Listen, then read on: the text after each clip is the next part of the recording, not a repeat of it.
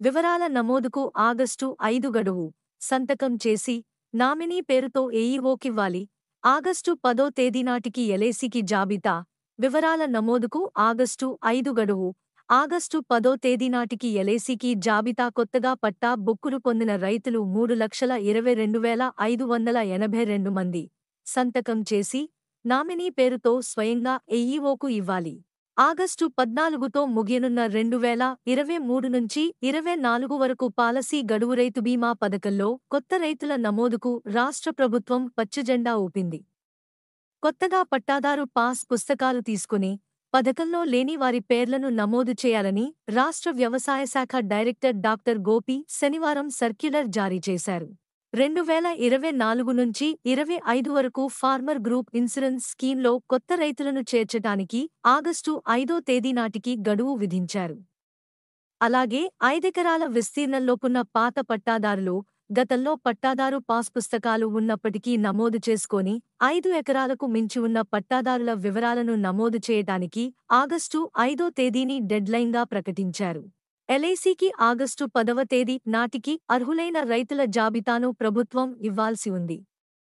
ఫలితంగా ఆగస్టు 5 తేదీ నాటికి నమోదు ప్రక్రియ పూర్తి చేయాలని డిఏఓలు, ఏడీఏలు, ఎంఏఓలు, ఏఈఓలకు ఆదేశాలు జారీ అయ్యాయి. రైతు బీమా పథకం 2018-19లో ప్రారంభమైంది. రైతుల తరపున ఎల్ఐసికి రాష్ట్ర ప్రభుత్వమే ప్రీమియం చెల్లిస్తోంది. పథకంలో 59 ఏళ్లలోపు వయసున్న రైతులకే అవకాశం కల్పించారు. రైతులు ఏ కారణంతో చనిపోయినా కూడా నామినీకి 5 లక్షల రూపాయలు చెల్లించేలా పథకానికి రూపకల్పన చేశారు. 2018-19లో 31.25 లక్షలు, 2019-20లో 30.73 లక్షలు, 2020-21లో 32.73 లక్షలు, 2021-22లో 35.64 లక్షలు, 2022 నుంచి 23 వరకులో రూపాయలు 37.77 లక్షలు, 2023-24లో 41.03 లక్షల మంది రైతులు రైతు బీమా పథకంలో నమోదు చేసుకున్నారు. ఈసారి 2024-25 రాష్ట్ర వ్యాప్తంగా 3,22,582 మంది కొత్తగా పట్టాదారు పాస్ పుస్తకాలు తీసుకున్నారు.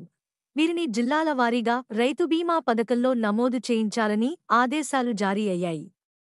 ధరణి నుంచి వచ్చిన సమాచారంతో పాటు రైతుల నుంచి పట్టాదారు పాస్ పుస్తకం, Aadhaar, nominee Aadhaar card xerox కాపీలు తీసుకోవాలని ఉత్తర్వుల్లో పేర్కొన్నారు. పట్టాదారులు దరఖాస్తుపై సంతకం చేసి స్వయంగా ఏఈఓకు ఇవ్వాలని, నామినీని కూడా వారే సూచించాలని నిబంధన విధించారు. ఈ ధృవపత్రాలు ఏఈఓలకు ఇస్తే రైతు బీమా పోర్టల్లో నమోదు చేస్తారు. రైతుల వయస్సును ఆధార్ కార్డు ప్రకారమే లెక్కిస్తారు. 59 ఏళ్లు దాటిన రైతులను పథకం నుంచి తొలగిస్తారు. 2023-24కు సంబంధించి పాలసీ గడువు ఆగస్టు 14 తేదీన ముగుస్తుంది. ఆ వెంటనే కొత్త పాలసీ అమల్లోకి వస్తుంది. ఆ మేరకు సర్కారు ప్రీమియం చెల్లిస్తుంది.